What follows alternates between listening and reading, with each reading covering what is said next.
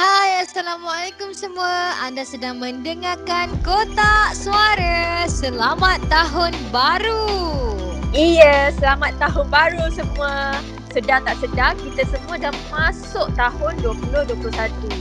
Weh, aku macam serius lah. Tahun 2020 kita buat apa? Entah, macam-macam kita buat kot. Suka, duka, pahit, getih, hidup dan pengorbanan. Ni episod 21 pada 1 Januari 2021. Kita bersama seorang jejaka yang bijak. Tapi suka sangat mendiamkan diri. Kadang-kadang orang pun tak tahu apa yang dia fikir sebenarnya. Siapa lagi kalau bukan Syahmil Hafiz. Jadi Mel, sihat ke? Alhamdulillah sedikit sihat. Sedikit je. Lebih tu. Selebihnya kurang sihat. Sebelum kita masuk ke topik hari ni, Mira nak tanya, apa azam korang? Biasalah soalan klise kan. Azam aku tahun 2021 ni, aku tak nak banyak lah. Aku nak kurus je tu.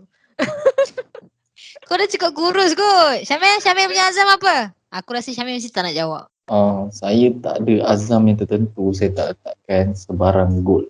Saya cuma settlekan satu masalah yang muncul lah dalam hidup lah. Step by step lah. Saya tak ada letak satu goal, saya nak tempuh semua. Macam itulah. Aku nak selesaikan semua masalah yang datang pada aku. Itulah azam. Okay, jomlah kita terus proceed. Okay, kita habis pasal azam-azam semua ni. Tahun baru ni kita nak bagi tahu kat semua pendengar semua. Mira. Kau sibuk tanya orang, kau tu azam kau apa? Kau tak jawab. Tak ada, aku tak ada azam. Azam aku untuk merealisasikan azam-azam aku yang sebelum-sebelum ni yang tak settle lagi tu. Okay, continue.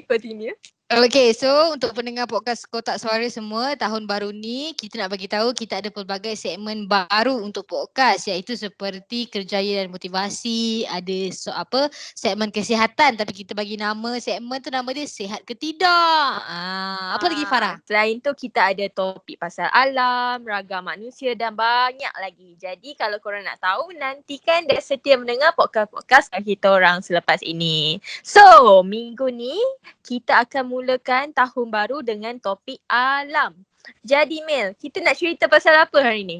Hari ni saya nak ceritakan tentang seekor burung bernama Nigel yang orang kata cintanya ni tak dibalas. Macam kita bagi manusia ni mungkin dah biasa kan, tapi bagi haiwan macam mana pula perasaannya tu? Wow, rasa macam sama je aku yang Nigel ni Mira. Kau tak? Kenapa pula engkau rasa engkau macam Nigel pula? Engkau kalau bab-bab cinta kau memang suka. Syamil punya nada suara tu pun rasa macam dah kita dengar radio macam DJ Suria Cinta apa? Yang pukul 12 DJ Lin ya. Orang nak mengadu perasaan. Okay Mel, kenapa burung ni dinamakan Nigel? Dari mana Syamil tahu pasal cerita Nigel ni lah? Boleh tak Syamil ceritakan dekat orang luar sana? Kenapa pasal cinta pula? Mesti pelik kan haiwan pula tu. Serba sedikit tentang pengenalan lah, introduction sikit pasal cerita ni kan. Burung ni nama Nigel dan saya sebenarnya mula tahu pasal burung ni bila saya buat artikel tentang Pulau Marion. Pulau Marion ni adalah sebuah pulau yang terletak di bahagian selatan antara Afrika Selatan dan Antartika. Jadi pulau ni sangat sejuk lah. Saya tertarik dengan usaha-usaha konservasi di sana, juga berkaitan dengan burung. Jadi sambil saya research tu, saya terjumpalah kisah tentang Nigel ni yang juga mengalami nasib yang sama, cuma ada plot twist sikit dalam diselit sedikit kisah cinta dia yang tak dibalas. Berkenaan dengan nama Nigel tu pula, saya rasa dekat New Zealand Nigel ni macam common name. Macam dekat Malaysia ni Ahmad dan sebagainya kan. So nama tu sendiri diberikan secara rawak oleh pekerja konservasi tu sendiri. Jadi tak ada maksud-maksud tertentu lah. Kalau macam kucing yang kita jumpa tepi jalan tu kan, kita kalau dia bujek ataupun hitam, kita boleh dia panggil dia butam. Macam tu lah. Jadi nama Nigel tu tak ada apa signifikan. Okay, faham. Berdasarkan pembacaan saya serba sedikit, Nigel ni dia pernah tinggal dekat sebuah pulau yang dinamakan pulau mana Mil? Betul ke? Nama pulau tu, pulau mana Betul-betul. Nama pulau tu Pulau Mana yang terletak di New Zealand, yang berhampiran dengan New Zealand. Lebih kurang 2.5 ataupun 3 kilometer daripada tanah besar New Zealand. Okay, boleh tak Syamil ceritakan serba sedikit tentang sejarah Pulau Mana ni dan apa kaitan Nigel? Macam mana Nigel boleh hadir dekat situ? Pulau Mana ni pernah diduduki oleh masyarakat Maori lah pada kurun 14 dengan 15. Jadi ni nak cerita pasal sejarah dia lah kan. Selepas tu kira-kira pada tahun 1830, masa tu lah orang-orang Eropah ni mula berlayar. Dan dong dah sampai dekat Pulau Mana tu, dong menetap di pulau tu. Dan Pulau Mana ni sebenarnya sekarang ni mungkinlah tak ada orang, sebab yang ada adalah ranger kawasan tu dan staff-staff konservasi lah kan. Tapi dulu Mana ni pernah ada orang kata satu ladang. Orang-orang Eropah yang sampai tu dia buka ladang kambing, ladang biri-biri untuk tampung diri dan mungkin untuk supply ke tanah besar. Sampailah sehinggalah wabak yang dikenali sebagai scrapie melanda pada pertengahan 1980-an. So bila wabak scrapie tu, kambing-kambing ni semua dibunuh sebab diorang takut nak makan kot. Scrapie ni wabak scrapie ni sama macam penyakit lembu gila. So bila penyakit lembu gila ni, yang lembu yang terkena penyakit ni biasanya disembelih ataupun dibunuh lah. Dan kes yang sama ataupun hal yang sama berlaku dekat kambing-kambing dekat Pulau Mana tersebut. Okay, teruskan. Okay. Jadi bila nak kata pasal orang Eropah ni mula sampai, mula ternak kambing, jadi ekosistem pulau tu rosak. Jadi sebab apa? Kambing-kambing ni makan rumput-rumput, makan pokok-pokok yang kat situ, yang jadi tempat perlindungan bagi haiwan-haiwan dekat Pulau Mana. Pulau Mana ni tak ada pokok yang besar-besar, dia cuma ada pokok-pokok renek, orang panggil shrubs tu kan. Dia cuma ada di situ. Dan inilah tempat perlindungan ataupun satu benda yang menghalang burung-burung atau haiwan-haiwan dekat situ daripada alam semula jadi. Sebab apa? Pulau Mana ni dia punya kekuatan angin ni sangat tinggi. Jadi kalau pokok-pokok ni dah tak ada, tumbuhan-tumbuhan ni dah tak ada, jadi susahlah untuk haiwan untuk hidup dekat situ. Kemudian orang kata bila dah ada orang, sudah tentulah ada tikus. Tikus-tikus ni mungkin dibawa oleh kapal-kapal pedagang yang singgah dekat tempat tu, ataupun kapal-kapal pengangkut kambing tu nak bawa ke tanah besar kan. Jadi tikus ni dibawa bersama. Sebenarnya nak cakapkan bukanlah tikus macam yang kita kenal sekarang ni, tikus yang besar-besar tu kan. Apa yang tikus tu, tikus-tikus kecil tu. Dalam bahasa Melayu ni kita panggil sebenarnya mencit, tapi kita panggil semua haiwan-haiwan ni semuanya just generally ataupun secara umumnya tikus. Tikus tu saiz yang kecil, telinga dia sedikit besar dan ekor yang berbulu. Berbanding dengan tikus yang biasa kita nampak dekat rumah kita ke apa kan. Telinga dia kecil tapi moncong dia panjang, badan dia besar dan ekor dia tanpa bulu. Tikus Eropah kan. Okay. Lepas tu disebabkan jumlah tikus ni dah terlampau banyak, saintis untuk dalam usaha untuk mengembalikan ekologi sebenar Pulau Mana ni, diorang buat satu langkah racun besar-besaran tu pada tahun lebih kurang 1989 ataupun 1990. Diorang buat racun besar-besaran membunuh semua tikus dekat situ. Ni sebagai usaha ni untuk meracun tikus ni untuk mengembalikan populasi burung ataupun haiwan liar yang pernah menetap dekat pulau ni. Okay, faham. Jadi lepas dah racun apa semua tu, memang tikus-tikus tu dah tak ada lah. Tapi dalam masa yang sama, burung-burung apa semua tu tak ada. Jadi berdasarkan pembacaan saya, Nigel ni dia daripada jenis Australian Gannet Mil? Gannet Gannet. Macam mana sebut dia? Australian Australian tu? Gannet. Gannet. Jadi maksud dia masa tu burung-burung tu dah tak ada kan dekat pulau tu? Disebabkan tikus ataupun pokok-pokok yang hilang disebabkan kambing tu tadi, burung-burung ni mencari tempat yang lebih baik untuk tinggal. Jadi diorang dah tak tinggal dah dekat Pulau Mana ni, diorang terus tinggalkan. Tapi dah lama sangat sampai saintifik fikir nak buat usaha konservasi untuk pulihkan balik semula persekitaran Pulau Mana ni. Okey, jadi apa yang saintis buat supaya spesies Australian Gannet ni kembali ke Pulau Mana? Dia berjaya ke tak usaha mereka tu? Salah satunya adalah menghapuskan punca, iaitu tikus tadilah. Proses meracun besar-besaran populasi tikus dekat pulau tu.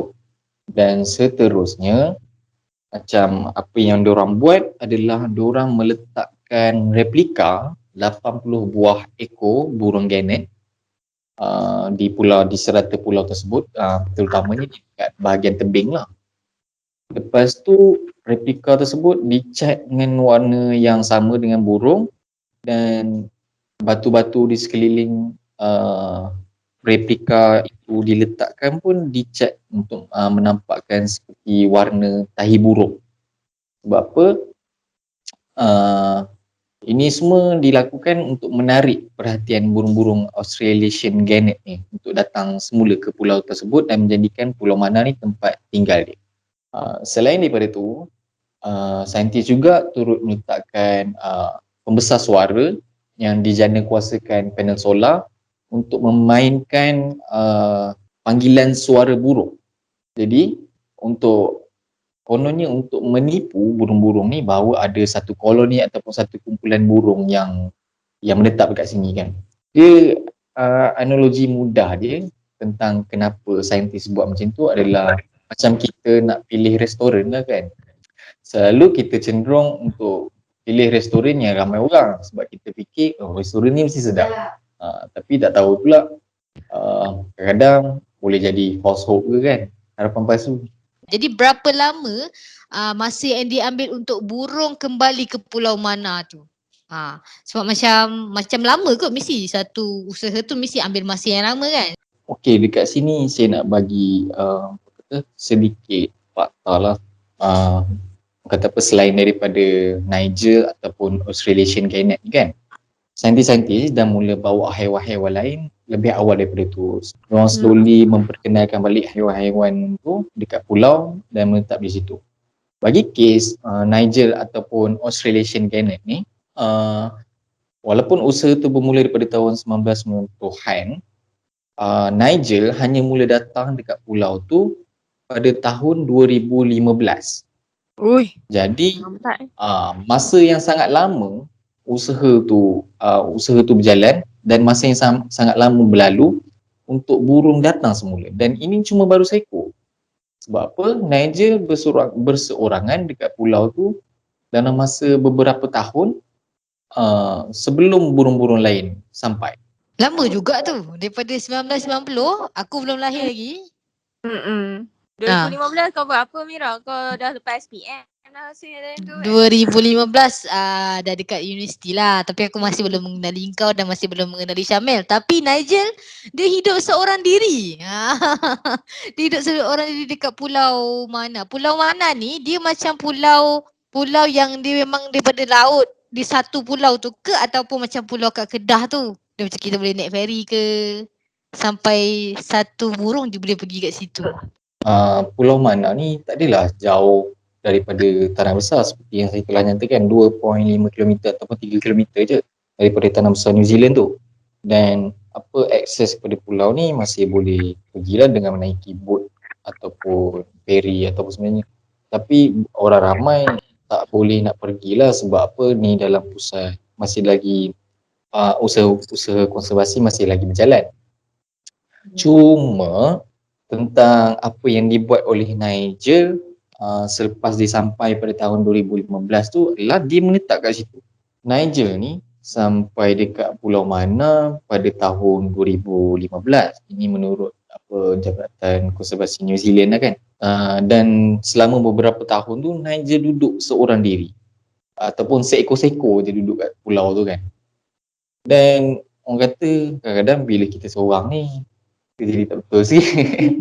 Nah, tapi bukanlah nak kata Niger ni tak betul. Cuma replika yang saintis letak sebelum ni ataupun yang saintis letak sebelum ni dan warna ke apa semua tu, orang kata mungkin menjadi sebab kenapa Nigel secara tiba-tiba jatuh hati pada salah satu daripada replika yang diperbuat daripada konkrit tu kan. Cantik sangat kot replika tu kan. Lepas dia dah jatuh cinta tu, apa yang dia buat? Dia macam, apa usaha dia? Burung pun ada usaha kan? Ke tak ada? Secara technically ni ataupun secara umumnya burung-burung ni diketahui ataupun haiwan-haiwan ni lah secara umum diketahui akan cuba untuk memikat pasangan dengan cara-cara yang berlainan. Bagi burung, kebiasaannya ataupun burung laut ataupun Australasian Gannet ni kan, dia akan, si jantan ni akan mengumpulkan ranting-ranting, rumpai laut untuk dibuat sarang tau. Untuk si betina tu buat sarang. Sebab apa? Kita kena faham juga yang Australasian Gannet ni, dia spesies yang monogamous. Monogamous bermaksud dia akan ada satu pasangan dalam tempoh masa yang lama dan mungkin sampai mati. Dia akan cuma ada satu pasangan saja. Dan orang kata walaupun bukanlah perpisahan antara burung atau dia cari pasangan lain ni tak ada. Cuma kebiasaannya ataupun majoritinya dia cuma ada satu pasangan saja semua itu. Untuk beberapa musim. Beberapa musim bagi burung ni dalam beberapa tahun lah actually. Dan bagi Nigel ni, bila dia dah jatuh cinta dengan pasangan konkrit dia yang tak bernyawa tu, dia buat sarang, dia buat bunyi, cuba untuk orang kata apa, macam burung, dia akan gunakan warna, bunyi dan sebagainya untuk menarik perhatian betina tau, untuk mengawan lah kan. Jadi dia cuba, tapi Nigel tak sedar yang apa yang dia tengah cuba untuk pikat tu sebenarnya burung konkrit yang tak ada perasaan, yang berhati batu. Takkanlah tak sedar. Tak kisah. Sebab dia bukan manusia. Macam mana dia nak sedar kalau kau bercakap dengan orang tu tak layan kau nak layan orang tu. Ini burung, dia macam Syami cakap tadi, dia cuba buat bunyi and dia buat sarang tapi tak dapat balasan. Siannya dia. Okey, lepas Najel datang tu memang tak ada burung lain ke Mel yang datang dekat Pulau Mana tu? Memang bertahun-tahun dia duduk seorang ke ataupun memang ada burung-burung yang lain datang beberapa tahun selepas tu? Okey. Selepas Nigel datang pada tahun 2015 dan mula jatuh cinta dengan pasangan konkrit itu, 2 tahun kemudian dalam tahun 2017 tu, ada lagi seekor burung Australasian Gannet datang menetap Pulau Mana.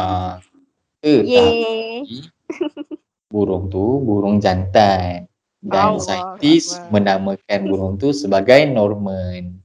Dan Norman dengan Nigel pun sama-sama menetap. Tapi diorang ni dilihat kedua-dua burung ni dilihat tak berinteraksi ataupun kurang interaksi antara sesama mereka. Sebab apa? Nigel setia duduk bersebelahan dengan pasangan konkrit dia tu. Okey. Jadi lepas dah ada 2 ekor burung yang datang ke pulau tu, dua-dua jantan pula, saintis memang berhati je ke ataupun dia orang ada buat usaha-usaha lain supaya lagi banyak burung datang ke Pulau Mana? Okey, lepas beberapa tahun dan hanya seekor burung saja yang datang kat Pulau Mana tu, saintis ni orang kata apa, dengan hasil kerja keras dia orang usahalah lagi, iaitu dengan mengecat balik replika-replika konkrit yang mungkin dah pudar akibat terdedah dengan cahaya matahari ataupun persekitaran dan sebagainya. Selain daripada itu, diorang cat balik kesan-kesan cat pada keliling yang dilihat seperti tahi burung tu, dan seterusnya diorang mengalihkan, saintis-saintis ni mengalihkan pembesar suara tu ke bahagian bukit yang sedikit tinggi. Dan orang kata hasilnya dapat dilihat setelah tak lama kemudian, hasilnya dapat dilihat setelah ada 3 lagi ekor burung Australasian Gannet datang menetap di situ. Jadi kita kembali kepada Nigel balik. Lepas burung-burung lain datang tu, Syami cakap dia setia tadi. Lepas tu dia bersosial tak Mil? Ataupun dia memang dia dengan dia punya pasangan konkret dia sampai mati ke? Okey, setelah burung-burung tu dah makin banyak datang ke Pulau Mana, tapi yang peliknya Nigel ni tetap tak meninggalkan sisi pasangan konkret dia. Sebab ada lagi ada satu gambar yang dekat internet yang kita boleh tengok lah. Sebab Nigel ni dalam gambar tersebut ada Nigel ni dekat atas tebing, manakala yang burung-burung yang lain semua duduk rapat antara satu sama lain dekat bawah. So memang jauh daripada Nigel dengan kumpulan ni, sangat jauh. Dan Nigel ni memang itulah dia seorang pasangan yang setia, dia tak meninggalkan pun sisi pasangan konkret dia tu. Dan malangnya pada tahun 2018 ke actually, Nigel ni ditemui mati. Alah. Dia mati macam tu je ke macam ada sebab dia? Dia mati mungkin sebab mati tua lah kot. Sebab apa? Sebab kematian dia tu tak dinyatakan pula dalam sumber bacaan saya. Okey, faham. Bukan manusia je yang setia, haiwan pun setia sampai ke hujung nyawa. Ke macam tajuk cerita Era Fazira dengan Yusri Kari pula. Tapi benda ni sangat menarik untuk kita semua dengar sebab Mia rasa tak semua orang yang tahu pasal kisah haiwan. Dan semua orang juga tak tahu, maksudnya macam Syamil tadi cerita pasal tempat Pulau Mana, lepas tu pasal kisah Nigel, lepas tu ada usaha-usaha saintis. So maksudnya saya rasa ini satu topik yang menarik dan saya cakap satu perbincangan yang baik untuk pendengar semua terus mendengarkan kisah daripada Syamil. Okey, Syamil, dengar kata ada puisi yang dedikasikan khas untuk Nigel ni. Betul ke? Boleh tak Syamil bacakan puisi tu untuk pendengar podcast? Dengan suara Syamil tu yang dah macam DJ cinta tu. Boleh tak Syamil? Alamak, saya tak pandai nak berpuisi-puisi ni kan. Cuba. Tapi saya cubalah. Anak tenuk bermain basikal.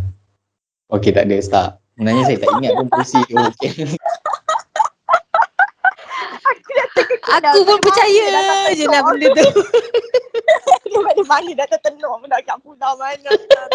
Aku percaya maksudnya. Tak, memang betul. Saya tak ingat. Sorry lah. Tak ingat, tak apa. Mungkin baca boleh pergi cari dan baca sendirilah. Boleh baca dekat mana tu? Boleh bagi kot kau punya ni sumber bacaan tu supaya dia boleh dapat tahu nak baca puisi tu kat mana. Ingat saya puisi tu ada diletakkan dekat Washington Post. Boleh cari Nigel The Lonely Bird dekat dan cari post ataupun laman web yang dari Washington Post. Kat bawah sekali ada dia punya puisi untuk Nigel. Okey. Jadi pada pandangan Syamil, apa pengajaran yang kita boleh dapat dari kisah Nigel ni? Pengajaran dia tentang kisah Nigel ni sebenarnya lagi tragik daripada kisah cinta. Kisah cinta Nigel ni ialah satu benda yang menarik. Kita tak tahu pula yang haiwan boleh jadi macam tu pula kan. Lagi-lagi dengan satu benda yang tak hidup, yang tak bagi respon pun dekat dia.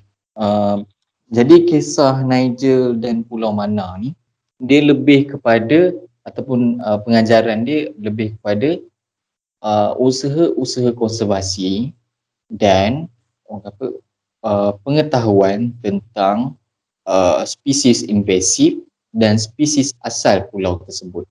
Kita kena faham yang sesetengah kawasan ataupun sesetengah tempat, hidupan asal itu dah terbiasa dengan environment dia. Jadi kalau kita perkenalkan satu haiwan lain yang menjadi pemangsa yang lagi kuat, yang rakus, yang cepat makan dan sebagainya, hidupan asal ataupun spesies asal satu tempat tu akan kalah dengan persaingan tu. Kita kena faham persaingan antara haiwan ataupun adaptasi haiwan tu sendiri mengambil masa ribuan ataupun jutaan tahun. Jadi kalau kita, ini orang kata apa, the danger of invasive species tau. Macam hal ni banyak terjadi dalam industri ataupun perikanan Malaysia. Terutamanya dekat bahagian sungai lah kan. Sebab apa? Haiwan-haiwan ataupun ikan-ikan yang dibeli di akuarium daripada spesies-spesies eksotik daripada Thailand, daripada Brazil dan sebagainya, bila owner-owner ni ataupun owner-owner ni dah tak larat nak beli ikan tu sebab makan kuat ataupun dah besar atau sebagainya, diorang lepaskan kat sungai. Jadi ikan-ikan eksotik ni makan pula spesies-spesies ikan asal dekat sungai Malaysia ni. Jadi ini merupakan satu masalah yang besar kepada ekologi. Ekologi tu bermaksud hubungan haiwan dengan persekitaran dia. Macam kita lah, kita dengan persekitaran kita macam mana, haiwan pun macam tu juga. Jadi orang kata apa, kisah ataupun kesimpulan daripada kisah Niger ni adalah kepentingan mengetahui kesan-kesan buruk yang berlaku terhadap spesies invasif dan spesies asal sesuatu pulau ataupun sesuatu lokasi. Okay, menarik. Sangat menarik. Aku rasa aku akan jadi penggemar setia kita punya segmen alam ni sebab kita ada Syamel.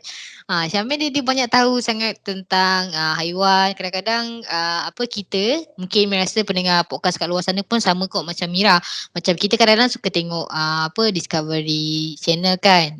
Kita tahu tentang kita suka tengok haiwan tapi tak semua cerita haiwan kita tahu. So maksudnya minggu ni kita cerita pasal seekor burung.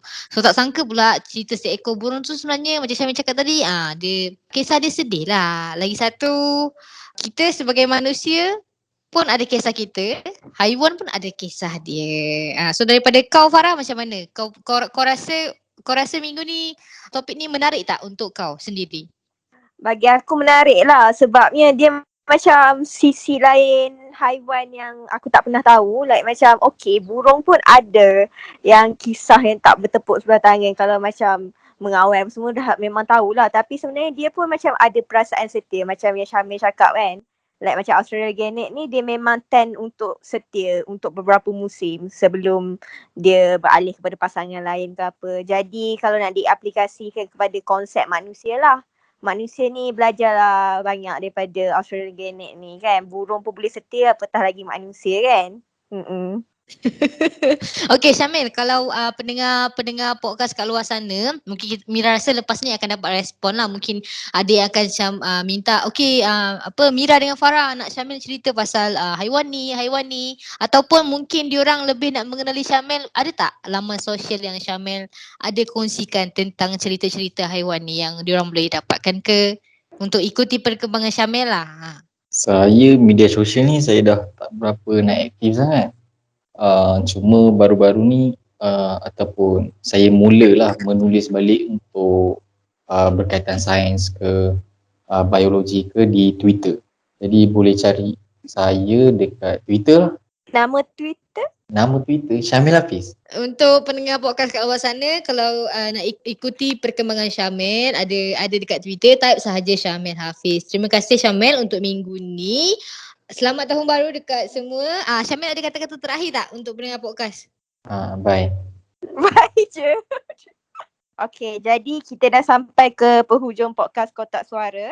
Cepat betul masa berjalan tapi insyaAllah ada rezeki kita akan jemput Syamil lagi. Okay, jadi Syamil, kami nak ucapkan terima kasih sangat-sangat sebab sudi join podcast kami pada hari ini.